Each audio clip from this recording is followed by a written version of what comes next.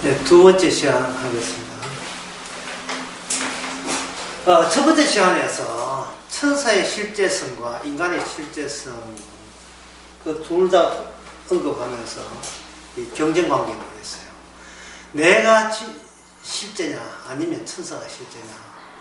내가 너무 실제성이 강해버리면 천사의 존재는 거부가 되어버려요. 그거는 뭐 동화책에 하나 나오는 실제로 있더라도 우리한테 아무 영향을 주지 않는 그것이다 라고 생각하죠. 의자 하나 옮기다든지 나를 옮기다든지 할 때 천사님 옮겨주세요 도와주세요 뽀빠이 하는 식으로 한다고 나를 옮기지는 거잖아요. 힘을 써야죠. 우리가 근육적인 힘을 길러가지고 뭘 옮긴다 해가지고. 그러면 제가 첫 시간도 언급했지만 사도 바울이 또는 사도 베드로가 바울과 실라 또는 베드로하고 베드로가 그 일행이 오해 가셨을 때 누가 옥문을 열었습니까? 누가 옥문 열리도록 지지를 내려줬습니까? 베드로 같은 옥문을 열었고 바울과 실 같은 지진이 났거든요. 누가 지진을 누가 일으키냐? 누가 지진을 일으켰느냐? 천사죠. 그러면 왜 인간들은 평소에 날 옮기는 거 뭐 이렇게 힘쓰고 농사 짓는 거 그건 다 내가 했지 뭐 나는 가만히 있는데 천사가 와서 전부 다 밭을 갈아주고 그렇지 않다 하는 이유가 뭐냐면 여기에 아까 간격이라는 말을 했는데 끊어진 단절 인간의 역사가 진행하다가 끊어지고 난 뒤에 여기에 주님의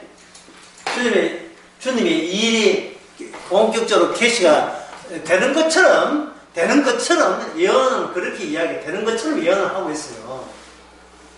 그런데 인간의 역사가 끊어진다는 사실을 인간은 믿지도 않을 뿐더러요.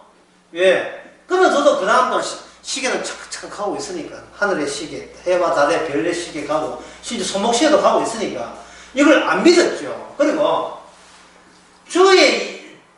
하나님의 일을 성령을 받아서 하나님의 일에 온 사람들은 뭘로 그러냐 하면 전에 내가 농사 지은 것 저거조차도 주께서 힘을 주신 주님의 힘으로 농사 지었다는 것을 알고 내가 숨을 쉬는 것과 내가 피를 걷는 것도 주께서 힘을 주셔서 예를 들어 살아왔다는 것을 뒤늦게 소급해서 그걸 아는 거예요. 참 이게 참 어려운 이야기인데 참 어려운 이야기죠. 다시 이야기하겠습니다. 인간은 아무리 이렇게 인간의 일과 하나님의 일이 단절돼서 이야기해도 그래도 시간은 흐르는 것은 마찬가지가 아니냐. 여기서 여기까지 끝이라 해도 시계는 착착 가고 있으니까 시계 중에서 제일 큰 시계는 해와 달과 별이에요. 창세기 1장에 나와서 원래 시계를 해와 달과 별에 맞추어서 그렇게 시계를 만들었기 때문에 해시계, 물시계 다 그런 거잖아요. 자연 자체가 시계에 역한단 말이에요. 근데 시계가 아니 멈춘다는 말에 인간들은 진짜 이게 이해가 안 되는 거예요. 그러나 시간이라는 것은 객관성을 지니고 이게 흐르냐 아니냐 문제가 아니고 누구를 위한 시간, 누구 중심이냐, 누구 중심으로 시간을 의식하느냐. 인간은 자기 중심으로 시간을 의식하지만 하나님께서는 예수 그리스도 중심으로 주의 언약적인 일 중심으로 시간이 진행하게 되어 있어요. 그 언약을 언약답게 드러내기 위해서는 인간 중심의 시간이 끊어져야 되죠. 인간 중심의 시간이 끊어지고 그 다음에 시간을 흐르는 것은 뭐가 되냐? 의미가 없어요. 무의미가 되는 거예요. 의미 없어요. 십자가를 설명하면서 십자가 자체가 종말입니다. 종말입니다. 그 뒤에 나오는 아무리 연도가 2000년, 3000년이 되도 그건 의미 없습니다. 라고 말을 해도 이 의미 없다는 말이 무슨 뜻인지는 모르는 거예요. 베드로후서 3장에 천년이 하루 같고 하루가 천년 같았고 이렇게 했는데 이게 또 무슨 뜻이냐면 하루가 천년 같고 천년이 하루 같아. 이것은 이미 모든 것이 종말 체제에 들어가버리면 시간이 아무리 흘러도 이것은 예수님 중심의 시간이기 때문에 예수님의 시간이 때문에 인간 중심의 시간은 아니다 이 말입니다. 근데 예수님의 중심의 시간이라는 말도 이거 잘못돼서 사실 이렇게 해야 돼요. 예수님의 중심의 시간 하지 말고 이걸 합쳐서 뭐가 아까 했잖아요. 이걸 묵시라고 해요. 묵시. 하나님의 예언의 세계, 예언의 세계 또는 말씀의 세계예요. 관심사를 두고 이야기하는 겁니다. 관심사가 예수님께서 일하실 때는 그 다음부터 예수님 죽고 난 뒤에 몇 년 되느냐, 여전히 관심이 옛날에 내가 인간 중심으로 시간을 관심 두는 측정하는 방식 그대로 예수님 중심에도 그렇게 사용해서는 안 된다는 이야기를 제가 말씀드리고 싶은 거예요. 예수님 이후에 몇 년 됐나? 예수님 몇 년 그거 의미 없다니까요.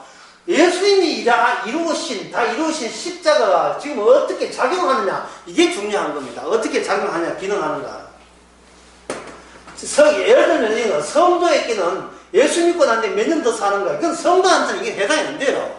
왜냐하면 성도라 하는 것은 이미 십자가에 그리스도가 죽었기 때문에 그 안에 사는 것은 성도 본인이 아니고 예수님이 그 안에 살고 있거든요. 빌립보서 1장에서 사나 죽으나 주의 것이니까 죽는 것도 유익의 합이라. 왜냐하면 내 안에 사는 것은 그리스도입니다. 내 안에 사는 것이 그리스도.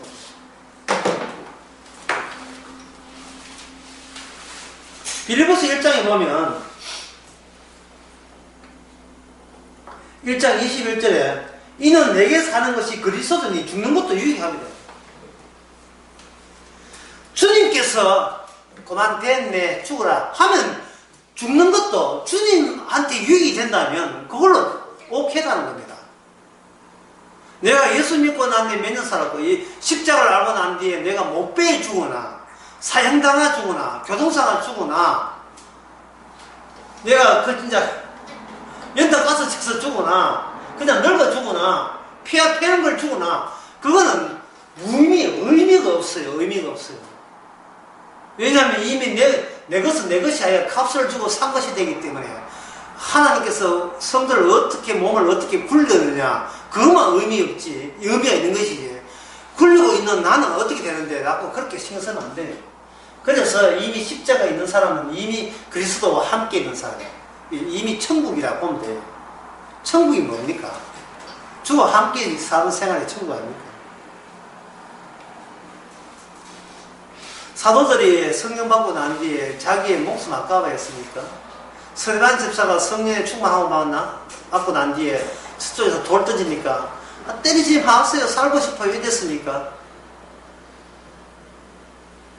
당신들의 세계에서는 돌 던지면 아파서 근육 터져가지고 해가지고 세포가 활동이 정지돼가 죽는다는 것이 너희들에서는 그게 굉장히 무섭고 공포스럽고 의미 있는지 모르지만 성령에 충만함을 받은 사람한테는 그게 의미가 없다 이 말이에요. 왜? 더 기쁨이 있기 때문에. 따라서 이렇게 이해하면 돼요. 지금 성도의 상태가 어떤 상태냐를 알리기 위해서 바깥에서 성도가 되지 못한 인간들이 자기 세계의 예를 유지하면서 공격을 하도록 하나님께서 허용하신다. 그래 보면 됩니다. 자, 성도의 세계는 어떤 세계냐? 스데반 집사가 어떤 세계냐 하는 것을 성령을 받지 않는 유대인들이 짱돌 들고 짱도 들고 때를 칠 때 그들 입장에서 제일 무서운 게 뭐냐면 죽는 게 제일 무서워요. 죽으면 안 무서운데 죽는다는 그런 이 생각이 무서운 거예요. 예, 평생을 살아오는데 열중했기 때문에 죽음이라는 것은 살아오는데 열중했기 때문에 죽음이라는 것은 거기에 절대로 들어가서는 안 된다고 버티고 있는 내부의 힘이 있어요. 그게 악마의 힘인데 악마의 힘 때문에 악마의 힘은 계속 더 살게 하지도 못하면서 계속 뭐라 하면 더 살아야 돼. 네가 살면 살 수 있고 네가 죽으면 죽는 거야. 이런 식으로 악마가 이야기해왔다면 그 악마에 속한 사람들이 자기한테 죽음이 불을 떠니까 자기에게 무서운 것도 성도한테는 무서웠다고 착각을 하고 오해한 거예요. 그래서 짱도 들고 때려친 겁니다. 그래서 스데반처럼 죽었지요. 죽으니까 누가 나타났습니까? 성도는 지금 스데반 집사는 예수님과 함께 이야기하고 있는데 그렇잖아요. 이게 성도의 미사이거든요. 미사. 현재 형편. 형편에 있는 형편에 있어요. 그럼 우리는 왜 이걸 다 못 느낍니까? 성령의 충만함이 없으니까 이걸 못 느끼는 거예요. 이 세상 자기 역사에나 자기 하는 일에 충만하다 보니까 이 성도의 충만함이 없는 거예요. 그런데 그래서 성경에 보면 에베소서 5장에 보면 이게 성령 취함을 뭐라고 성령 취함을 뭐에 비유하냐면 술 취함에다가 비유해요. 술 취함. 술을 안 먹어봤겠지만 술을 이렇게 취해버리면 기분이 해롱해롱 좋아져요. 여기가 천국이냐 그렇게 생각됩니다. 늘 인위적으로 천국을 만드는 방법은 술 처먹는 방법이 없어요. 술을 먹는 게 아니라 술 처먹는 방법이 없어요. 술 처먹으면 인위적으로 그게 천국이 돼요. 술로도 안 된다. 그럼 마약 해야죠. 약 해야 됩니다. 프로포필 그거 하죠. 그게 천국인 거예요. 모든 고통이 없어지는 거예요. 헤로인 같은 거예요.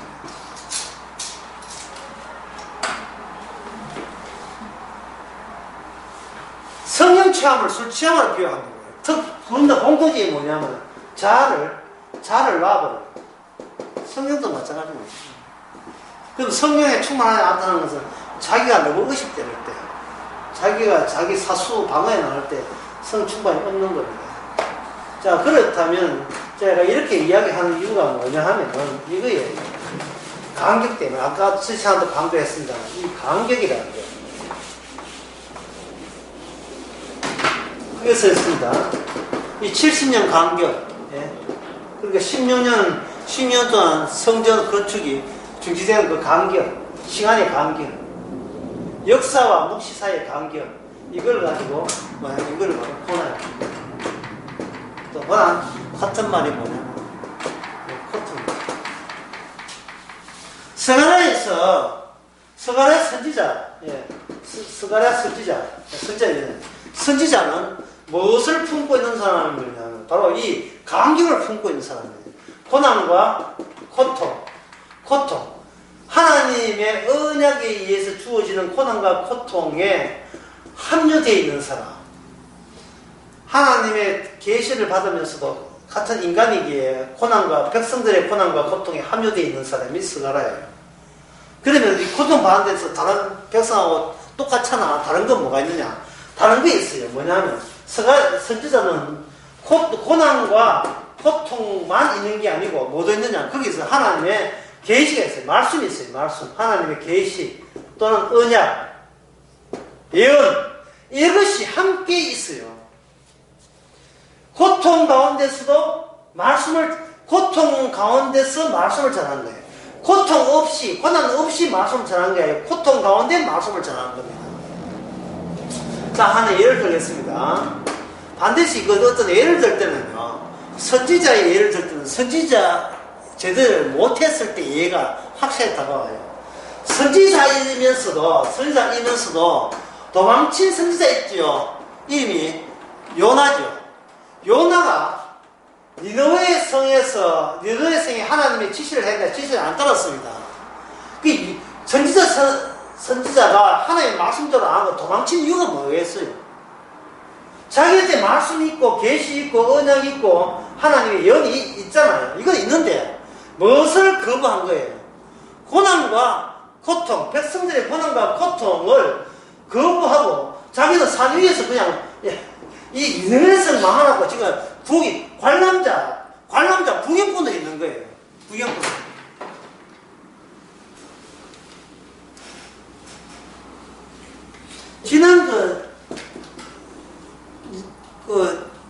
지난주 수요일이죠. 지난주 수요일.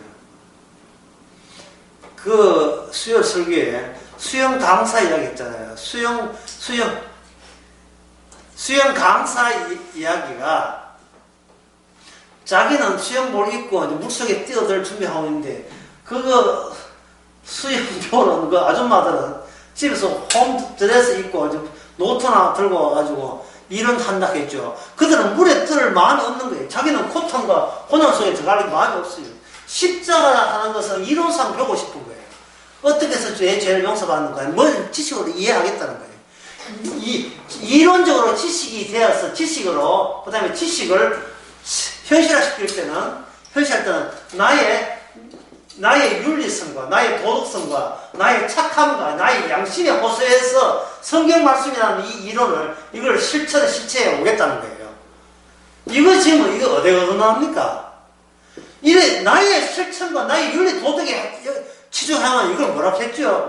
이걸 아까 뭐라고 했습니까? 이게 역사죠. 근데 스가랴는 지금 뭘 이야기하는 겁니까? 역사의 반대, 묵시를 이야기하는, 묵시는 본인이 하는 거예요? 천사가 하는 거예요?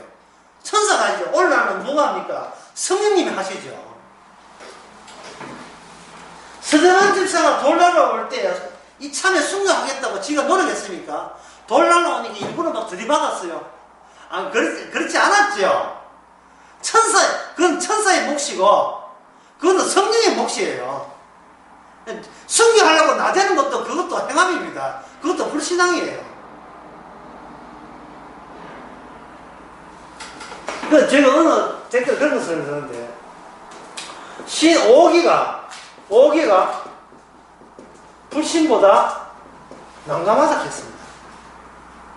막 신앙 쳐다달라고 막 오기 부른 거예요. 자기 도전하고. 난감하네. 이거 진짜. 이 난감한 특징이 난감. 차라리 안 믿으면 되는데, 믿지도 않으면서 자꾸 어떤 자기한테 자꾸 자기 자신을 딱 다독거리고 채찍질하고 때리고 하는 거예요. 수납 짓는 겁니다. 그러니까 이 신천지에서 무슨 훈련합니까? 그 겨울에 뭐 해요? 훈련하지요. 산업훈련. 몰라요. 이게 무슨 짓이에요? 이게 오기라니까요, 오기. 일반 교회는 안 할 줄 압니까? 부흥회 한다고 해가지고 금식 하고 그렇게 하게 되면 이게 바로 그것이 유대인이 이스라엘이 망하는 이유였어요. 이게 망하는 이유. 신기함이 없이 지가 신기함을 조장해내려고 만든 신기함을 자기 행함을 집중시켜가지고 정신일도 하사불생이다. 정신이 하나가 되면 못하는 게 없다는 그런 정신에 의해서 자꾸 신기한 거, 성경의 일을 지가 뽑아내려고 애를 쓰는 거예요. 이거는 신앙이 아니고 그걸 가지고 뭐라 하나, 이 걷기 훈련이야, 걷기 훈련. 그러나, 이게 있는 스가랴는 신지자는 뭐냐면, 고통과, 그리고 하나님의 계시 말씀을 함께 보여주고 있습니다. 자, 그렇다면 이 고통이라는 게 뭐냐? 이 고통이라는 것을 생각해보세요. 자, 고통이 두 가지가 있다고 볼 수 있어요. 선악책이 있어 고통이라는 것은, 선악책이 있어 고통이라는 것은, 나에게 해로운 것이 고통이에요. 병이 든다든지, 신종 코로나 든다든지, 내 돈을 누가 사기를 쳐서 내가 부도가 난다든지, 내가 스트레스가 되는 그러한 불행이 일어나는데 이걸 이제 고통이라 해요. 어떤 심리학자가 인간의 고통의 치수를 쭉 재봤어요. 어떤 때 가장 심적으로 아프냐 해보니까 제일 큰 게 뭐냐면 바로 배우자의 죽음이었어요. 배우자의 죽음. 수치가 나와 있어요. 여기 온갖 거 다 있죠. 직장이든 잘리는 거, 시험에 떨어진 거, 아들이 아픈 거 좀 있지만, 제일 아픈 게 배우자의 죽음. 이것이 가장 스트레스를 많이 받았어요. 이 중에는 밑에 가면, 이혼도 있겠는데, 이혼보다 더 아픈 게 배우자의 죽음이었어요. 그게 노년을 배우자 죽고 나는데 치료 걸리기 쉽지요. 선악책에서, 선악책이나 쉽게 말해서, 현재 인간들이 느끼는 고통은 뭐냐? 나에게 해로운 것이 고통이다. 그런데 생명체계, 다시 말해서 선지자의 고통은 뭐냐 하면 백성들이 언약을 위배하는 거, 위반하는 거, 언약을 아주 개무시하는 거, 하나님의 말씀을, 이 성경 말씀을 무시하는 거, 이게 가장 고통스러운 거예요. 그러니까 이 언약을 무시해도 잘만 사는 사람들이 한둘이 아니다 이 말이죠. 떳떳거리면서 온 가정이 하하하 밤마다 저녁마다 웃고 행복이 넘치는데 근데 그 가정에는 복음이 없어. 언약이 없어. 이게 선지자의 고통인 겁니다. 진짜 고통이에요. 어떤 사람이 있는데 어떤 사람이 음악 성악하는 사람인데 돈을 사기당했어. 예, 41억 예, 104 사기를 당했어요. 얼마나 고통스럽겠습니까?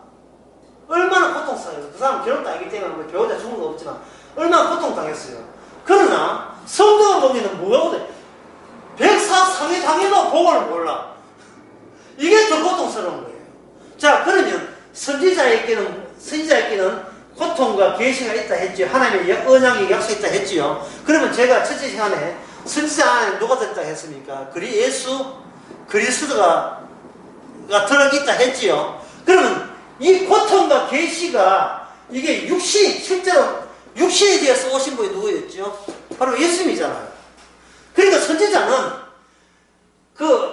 하나님의 언약을 위배하는 그 고통을 품고 이 땅에 실제로 하나님의 말씀으로서 이 땅에 오신 분입니다. 예수님이. 그 전에 오신 사람들이 선지자고. 그러니까 그 후에 나타난 사람이 성도고. 그래서 성도라 하는 것은 세상적인 선악적인 고통. 나 중심, 내가 절대자 돼야 되는데 그게 뭔가 좀 방해가 된다. 이것 때문에 고통하는 스트레스가 아니라 정말 그 성도한테의 거심은 또 사도 바울에게 거심이라 하는 것은 너희가 복음을 거부하는 게 그게 고통이고 거심이 된다. 그 이야기예요. 이 선지자에게 이런 계시와 고통이 있습니다. 그 다음에 문제, 그 다음 있는데 그러면 이 고통은 그럼 누가 당하느냐? 이게 중요해요. 고통은 누가 당하느냐? 이게 굉장히 어려워요. 자, 이스라엘에게도 마찬가지입니다. 언약을 위반한 그 자체가 고통이 된다고 생각하는 사람은 이거는 구원받은 이스라엘이에요. 그런데 지금 포로 잡혀서 고통당하고 지금 못 먹고 살아서 남은 나라 쫓겨가서 고통당한다는 것은 이거는 이스라엘 아닙니다. 그래서 이 스가랴 선지자가 외치면서 찾고자 하는 대상자가 누구냐 하면 진짜 이스라엘. 다시 말해서 언약을 쳐다보면서 언약을 위반하는 당사자가 우리이며 그럼에도 불구하고 하나님께서 스가랴를 통해서 언약의 연속성에 의해서 우리가 언약을 위반하는 우리마저 죄를 용서해 주시고 다시 언약 것으로 삼아 주신다에 관심을 갖고 있는 사람, 그 사람을 위하여 스가랴 선지자가 예언하고 있는 겁니다. 이것이 바로 뭐냐면 남은 자가 되고 이걸 스가랴에서 이게 마치 봄 되면 가지가 매끈한 가지에 갑자기 벌거스름하게 연두색 순이 올라오죠. 그걸 순이라고 해요. 순 난다. 순을 의미하는 것이 CCC. 옛날에 CCC. 예. 그래서 순 조직이라고 하지 않습니까? 봄철에 순 올라오는 거. 이게 스가랴에서 따온 거거든요. 남은 자예요. 남은 자. 그러면 남은 자. 남은 자는 말은 현재 이스라엘이 포로 잡혔다고 다 구원받는 게 아니다 이 말이죠. 그 속에 추가된 계시, 선지자를 통해서 추가된 이 계시 고통에 합류하는 사람만이 장차 구원될 하나님의 백성이 된다 이 말입니다. 그래서 역사적으로 약속의 땅에서 쫓겨난다고 해서 지옥 가는 건 아니에요. 모세가 가나안 땅 못 간다고 모세가 지옥 가는 건 아니잖아요. 변화상에 나타나는 걸 알 수 있지 않습니까? 역사적으로 어떤 기능을 할 때 그 역사적으로는 기능이 있나요? 하지만 그 기능 속에서 그 시대 속에서도 하나님의 자기가 그 범죄한 가운데서 범죄한 가운데서도 제대로 언약의 중요성, 하나님은 언약을 통해서 자기 약속을 통해서 반드시 모든 것을 이 세상 우주 질서를 유지하시고 마지막도 언약의 완성으로서 모든 것을 하나님 나라를 만든다는 것을 관심 있는 사람은 비록 그 사람이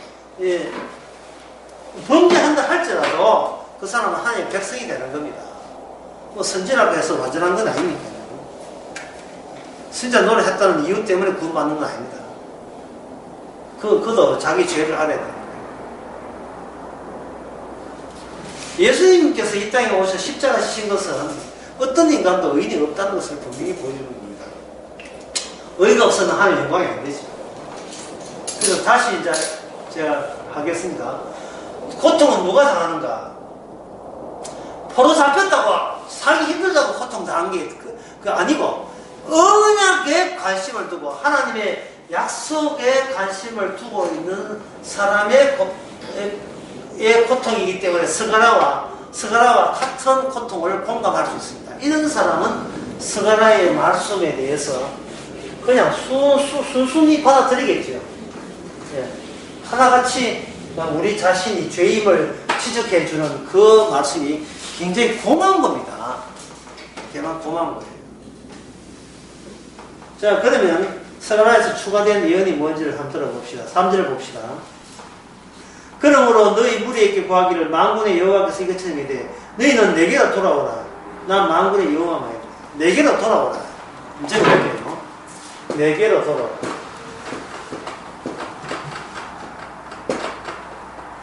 이 말은 여전히 줄이 이어져 있다. 내게로 돌아오는 말은 이 하나님과 너희들 사이에 여전히 줄이 이어져 있다. 이 줄이 뭐냐? 바로 이 언약이죠. 너희들이 범죄했다고 언약마저 끊어진 건 아니다 이 말이에요. 너희들이 범죄한다. 내가 죄 지었다고 주님의 십자가 무효가 되는 건 아닙니다. 근데 과심사가 내 죄 지은 거 생각하지 말고 끊어지지 않는 언약에 관심을 두는 자가 주의 백성이고 하나님의 백성이에요. 그러면 언약이 끊어지지 않았다. 역시 두 가지가 있어요. 하나는 뭐냐면 역사적으로 아니면 묵시적으로 어느 게 정답이 되겠습니까? 역사적으로 끊어지지 않다. 묵시적으로는 어느 게 정답이 되겠어요? 묵시적으로 끊어지지 않았어요. 왜? 역사적으로 끊어져 버리면 아까 같이 교통사고나 기억상실에 걸린다든지, 네? 교회 다닌 기억도 없어. 성경은 하나도 모르고 내 두뇌에 충격받아가지고 치매 걸린다든지, 또 그런 거 아니더라도 설교 말씀을 하는데 잠이 온다고 앉아서 딴 생각해버리거든. 아니 뭐라고 했습니까? 이 끊어져 버리면 좀 역사적 끊어지면 이런 걸 문제 삼는 게 아니다 이 말이죠. 내가 치매에 걸린다 할지라도 나 치매 안 걸려야 구원받는다고 자기 역사적인 존재에 대해서 신경 쓰면 안 된다 이 말입니다. 우리가 보는 것은 나는 어떤 상태에 머물러 있어야 돼 라고 자기 사잡는 사람들이 아니에요. 성도는 뭐냐면 나는 애초부터 그 개판이고 나는 무슨 기자할 것도 없고 내가 믿고 의지하는 것은 주님의 묵시적 언약 하나님의 약속밖에 십자가밖에 없음을 이게 성령을 통해서 이렇게 가능한 거예요. 성령이 없으면 자꾸 예수 믿는 자기 자신에게 자기를 사잡고 그걸 관리하려고 한다는 말이에요. 성령 받지 않는 사람 특징이 그래요. 자기 관리에 급급해요. 자기 관리에. 내 행동을 어떻게 똑바로 하냐 그거 신경 쓰고 있다는 거예요. 돌아오라는 말은 줄이 연결되어 있다. 예. 아주 돌아오는 그 연결이 아직도 유효하다. 파이프가 남아있다 이 말이죠. 그 다음에 그래야 하면 내가 너에게 돌아가라. 돌아오고 돌아가는 그 관계가 그 루트는 아직도 안 죽었다 이 말이거든요. 그게 뭐냐? 스가랴 선지자가 있다 이 말입니다. 그래서 이 점을 그 구약 유대인들이 알아서 뭐냐면 유대인들이 제일 겁을 내는 게 뭐냐면 우리 가운데 선지자가 없는 걸 제일 겁을 내요. 유대인들이 선지자가 없는 거. 그렇게 세례요한이 등장했을 때 사람들 얼마나 반가워했던 거예요. 선지자가 끝나는 것이 말라기가 마지막 선지자인데 BC 415년에 끊어져요. 이 다리오스 2세 시대인데 아직 바사나라 시대에 있어요. 그래서 모든 선지자는 착한 제국 바사나라에서 모든 선지자는 거기 마감이 돼요. 그 다음에서는 없어져요. 그 바사나라 그 다음에 얘는 그 헬라나라 되는데 그때는 선지자 나타나지 않습니다. 말라기가 마지막 선지자. 예. 말라기는 BC 433년부터 BC 435년부터 BC 435년부터 20년 동안 활동. BC 415년 20년 동안 활동하는 거예요. 그다음부터는 말라기 끝나면 안 돼. 선지자가 없어요. 이게 우리 가운데 선지자 나타나기를 유대인들이 굉장히 기대했어요. 선지자 나타나야 그 다음에 그 뒤에 메시아가 오기 때문에. 그래서 세례요한이 먼저 자기가 선지자 오기 전에 선지자라고, 예수님 메시아 오기 전에 선지자라고 세례요한 자기를 그렇게 소개해요. 나는 내 보지만 나는 소리다. 장차 뒤에 메시아가 오실 소리다. 참 신기해요. 그분은 나보다 뒤에 오지만 실은 나보다 앞선 자다. 이래야죠. 역사보다 묵시가 앞서다 뜻이에요. 역사적으로는 내 뒤보다 나이가 적지만 사실은 그분은 내보다 먼저 계신 분이다. 이렇게 소개하는 겁니다. 인간의 시간 의식으로서는 참 듣기에 민망할 정도로 굉장히 황당하지요. 원래 이게 성경 말씀이 황당해요. 제정신으로서는 이해도 안 되고 믿을 수도 없습니다.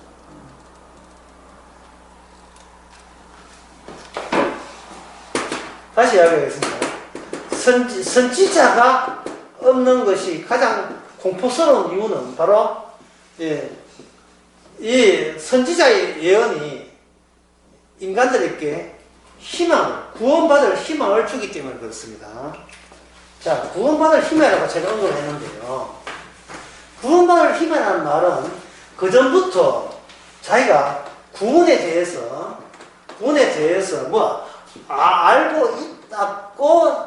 알고 있다고 지금 자부하는 자에게 해당되겠죠. 줄곧 구원받았는데 뚝 끊어졌다. 뚝 끊어졌으니까 끊어진 이 상태, 끊은 상태에서 지금 이제 구원을 희망하는 거예요. 자, 아까 스가랴 말씀드린 게 언제 이렇게 BC 몇 년에 합니까? BC 520년이죠. 성전은 언제 516년 건설됐죠. 아직까지 여기는 성전이 완공이 안 된 상태예요. 방해 공격 때문에 성경이 완성 안 된 상태예요. 학계는 촉구를 하죠. 성전 지으라고 촉구하죠.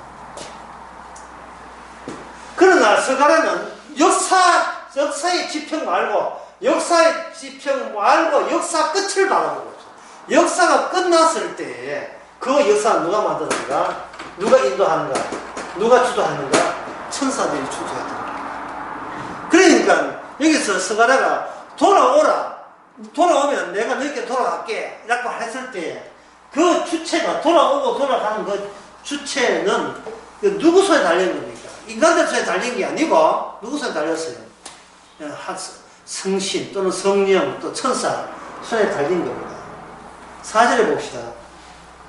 너희 열조를 본받지 말라. 옛날 선지자들이 그들께 외쳐가로되 만군의 여호와께서 말씀하시기를 너희 악한 길, 악한 행실을 떠나서 돌아오라 하셨다라. 이게 참 어려워요. 이게 어렵다고요. 옛날 선지자들이 선조에게 이미 잔소리를 늘어놓았습니다. 근데 선조들은 그걸 안 들었다는 거예요. 이게 여러분들 참 쉬워보니 어려운 이야기예요. 사람은 항상 지난주 수요일도 이야기했지만 현재만 보고 있거든요. 현재만 보기 때문에 현재 자기가 뭔가 선택하고 결정할 때는 그냥 결정하는 이거는 나는 잘못된 선택이야 이러지 않잖아. 그 많은 선택지 중에서 옳은 선택이다.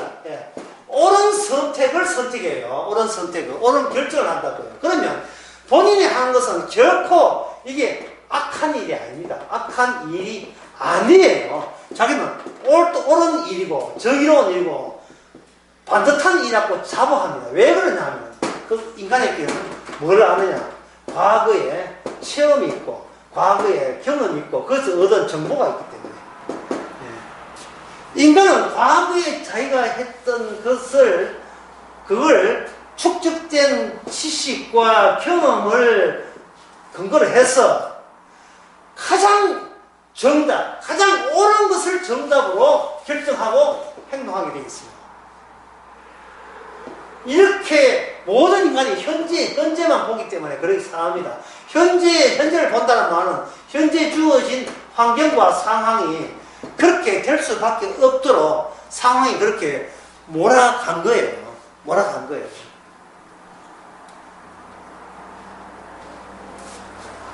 예를 들면요.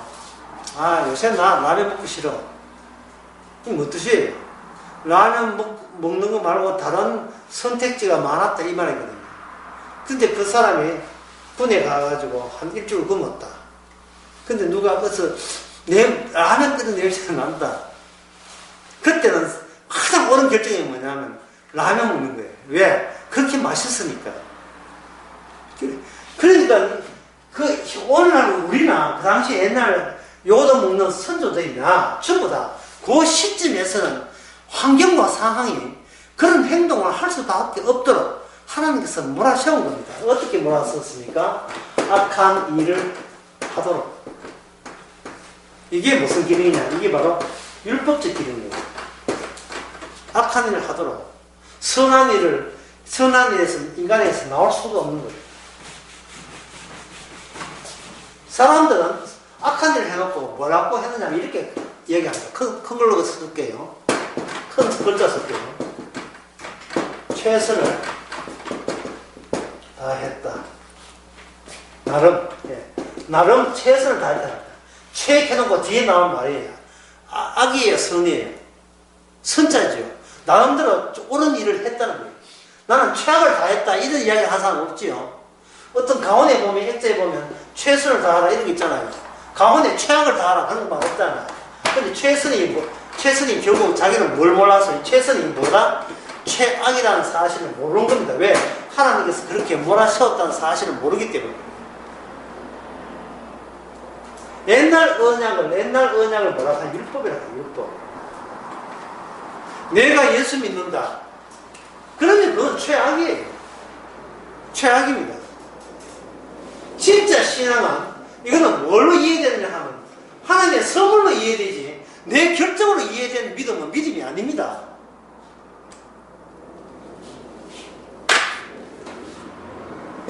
자꾸 믿으라고 하는데 안면 받쳐서 믿어주지요. 같은 가족끼리 또 아는 사이에 또 혜택을 입었기 때문에 경제적인 혜택을 입었기 때문에 혹시 또는 나를 그렇게 기질을 사랑하는 눈빛을 보이니까 믿어라. 예, 믿습니다 해도 그게 믿음이 아니에요. 믿음은 신비로움이에요. 이럴 수 없어. 내가 이걸 믿다니 오히려 본인이 믿음이 신기해야 돼요.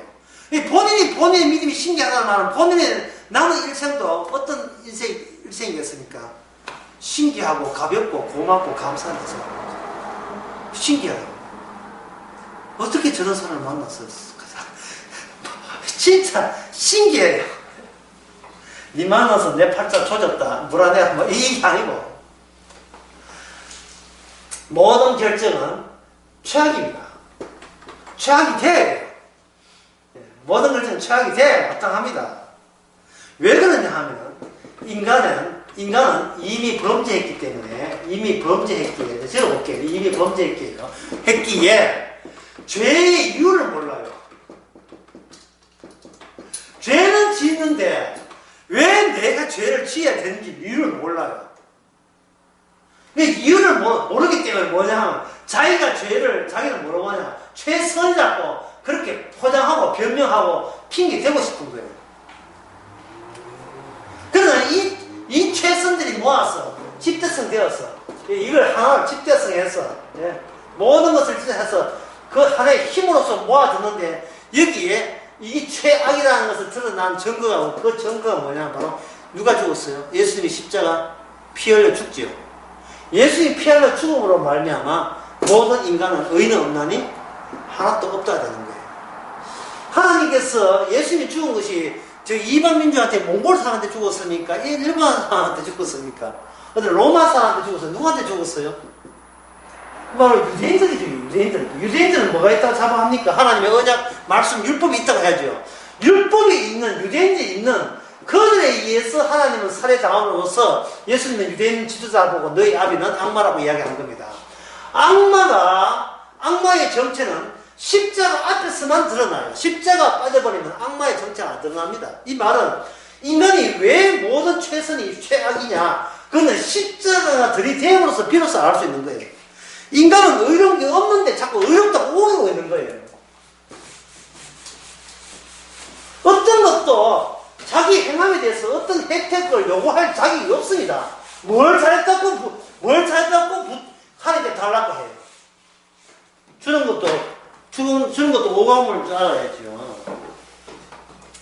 그래서 여기 말하기를 너희 열조를 본받지 말라 했는데 그 열조들이 그냥 바보들이고 덩신들이 아니에요.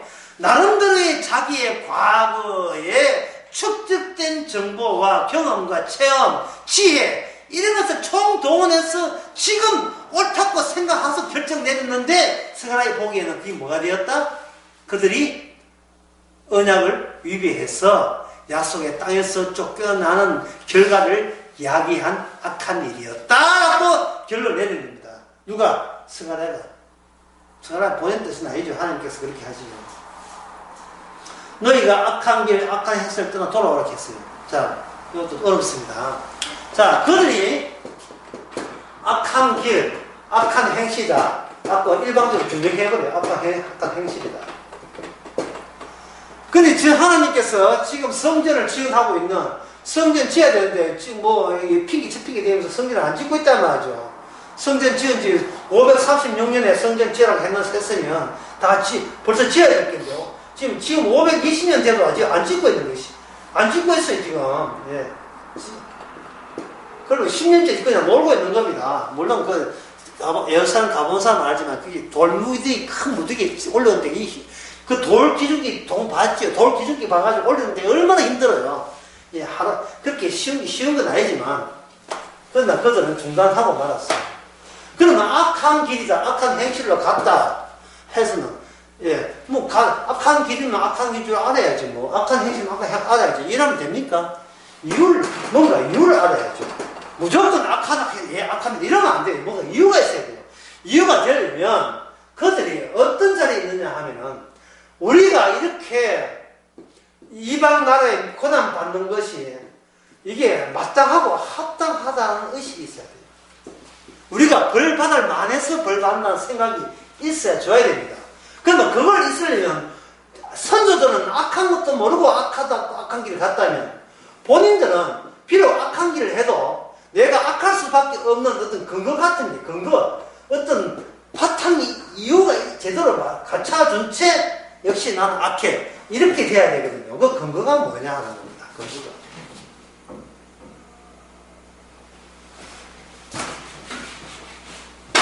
하나님께서 성전 지어라 라는 명령을 통해서 그들이 주저하고 성전의 가치와 성전의 고귀함을 다른 더 고귀하고 가치 있는 것 때문에 지금 여기서 이걸 뒷전으로 처리해버린 거예요.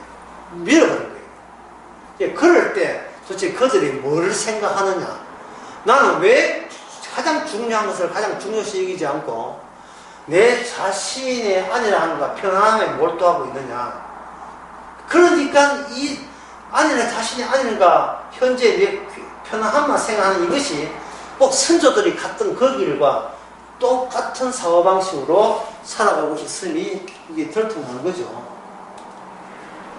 그러면 그들은, 선지자들은, 지금 이 사람들은 뭘 이해 못하는 거예요. 결국 하나님의 뜻을 대변해주는 선지자들의 그 통찰, 그 뜻을 그들은 몰랐던 거예요. 그러면 선지자는 그 뭐가 다른가? 다시 합니다. 첫째 뭐가 있다 했어요. 그들에게 뭐가 있다 했어요. 고통과 고난이 있다 했지요. 두 번째는 말씀이 있다 했지요. 이 고통과 선지자의 고통과 고난 어디서 집수입한 겁니까? 직구 한 거예요. 어디서 온 겁니까? 구약의 선지자 고난은 어디서 온 거죠? 예, 베드로전서 1장 11절 이야기했죠. 누구의 고통이다? 예수님의 십자가 고통과 영광이죠. 그러니까 선지자들은 미리 아는 거예요. 미래에 아는 게 아니라 미래가 과거를 방문해서 선지자 손에 미리 집어넣어준 거예요. 그러니까 장차 올 예수님의 고난과 영광을 선지자는 알았기에 현 상황이 고통과 고난스러운 겁니다. 이 말은 이미 천국에 하늘나라 12글을 가지고 이미 주님과 함께 사는 사람이기에 이 세상이 꽃피고 아름다워도 그 이 세상에 더 눌러앉고 싶은 생각이 없는 거예요. 이 생각이 없는 이 사람이 아는 죄와 그냥 눈에 보는 이 세상 전부라고 생각하는 사람들이 사는 죄와 죄의 그 클래스가 다르죠. 완전히 차원이 다른 거예요. 그래서 스가랴 선지자를 통해서 주께서 하시고자 하는 이야기는 이 백성들로 하여금, 이스라엘 백성들로 하여금, 성전을 안 짓고 있는 하여금 장차 올 예수 오실 메시아가 어떤 고통을 품고 너희들에게 스가랴 선지자 입을 통해서 너희에게 그 십자가의 심정으로 호소하고 있는지를 그들을 알리기 위해서 이렇게 너희 열조나 너희들이나 마찬가지로 악한 길을 가고 있다고 이렇게 말씀을 해 주시는 거예요. 그럼 돌아오라. 돌아온다는 말은 이거 돌아올 지점을 알려주고 돌아와야 될 거 아닙니까? 그러니까 돌아오라. 돌아오라. 너희들은 지금 이 지점이 있어야 될 너희들이 이 지점이 아니고 엉뚱한데 정신이 팔려있고 관심이 거기 있고 온 손톱 신경을 거기다 쏟고 있다. 돌아오라. 이렇게 할 때 왜 이 사람들이 관심을 여기 돌아올 자리 하나님의 언약에 주지 않고 왜 딴 데 왜 둡니까? 이게 재미나거든요. 이게 편하거든요. 이 환경 자체가 이래야 사는 것 같고 숨 쉬는 것 같거든요. 사람답게 사는 것처럼 느껴지기 때문에 그렇습니다. 그래서 선지자는 외로운 거예요. 선지자는 그렇게 돌아오라. 어느 지점에 돌아오라 말입니까? 결국은 선지자가 있는 지점에 돌아오라 이 말이에요.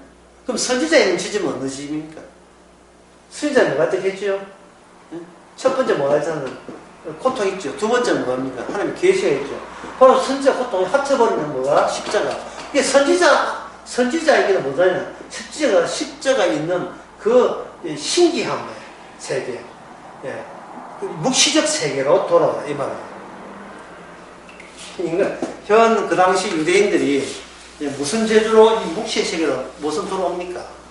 그래서 뭐가 하냐면 천사를 동원하고 또 그 하나님의 성신, 성령을 동원하는 거예요. 스가랴에서 나오는 이 모든 예언은 장차 예수님께서 십자가 지시고 부활해가지고 어디에 가느냐 하면 하나님의 오른편에 가요. 하나님의 오른편에 위치가 어디지 하면 자기 백성을 자기 임의대로 선택할 수 있는 그 선택권이 있는 자리가 하나님의 오른편의 자리예요. 그 말은 그 예수님을 제대로 믿는 사람은 내가 예수님을 사랑해서 예수님을 믿어서 내가 구원받고 싶은 열망이 너무 심해서 구원받는 게 아니고 하나님의 오른편에 있는 예수님이 일방적으로 나를 너 와! 너는 내 사람이야! 내가 찍어버린 거예요. 찍었다는 말이 약간의 좀 속된 말 같으면 찍었다는 말이 속된 말이 아닌데 찍었다는 좀 약간의 좀 이렇게 거칠었다면 고상한 말로 한다면 뭐냐면 입 맞았다. 또는 도장 찍었다. 뭐로? 성령으로 도장을 팍 찍어서 얘는 빼도 박도 못해. 얘는 네 사람이야. 내 사람이라 꽉 찍어버린 거예요.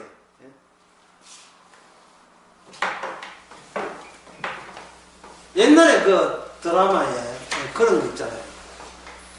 얘는 왜 내 사람이라고 말을 못해 하는 그런 대목이 나오죠. 주님께서는 우리가 원하지 않는데 주님 일방적으로 너는 내 사람이라 꽉 찍어버렸어요. 이거 진짜 그 홈드레스 입고 이론만 하면 안 돼요. 꽉 찍었다는 사실을 우리가 어떻게 아느냐 하면 아무리 내가 내 원하는 대로 살고 싶어도 주께서는 내 원하는 대로 해주지를 않고 예수님의 십자가가 내 평상 성과보다도 더 우선되고 수행되고 더 귀하고 값어치 있음을 깨닫는 그 신기함이 성도의 몸을 통해서 성도의 일생을 통해서 발산되도록 그렇게 하는 겁니다. 발산되도록. 그리 이 서가래에 내리는 모든 것은 무시적이고 노골적으로 천사 이야기가 나올 수밖에 없지요. 기도합시다. 하나님 아버지, 저희들 살아가면서 진짜 귀한 것과 귀하지 않은 것도 제대로 분간 못하는 어리석은 저희들, 눈이 막힌 저희들, 하나님의 성령이 오셔서 세반 세삽처럼 진짜 중요한 게 뭔가를 깨닫게 하여 주시옵소서. 예수님의 이름으로 기도합니다.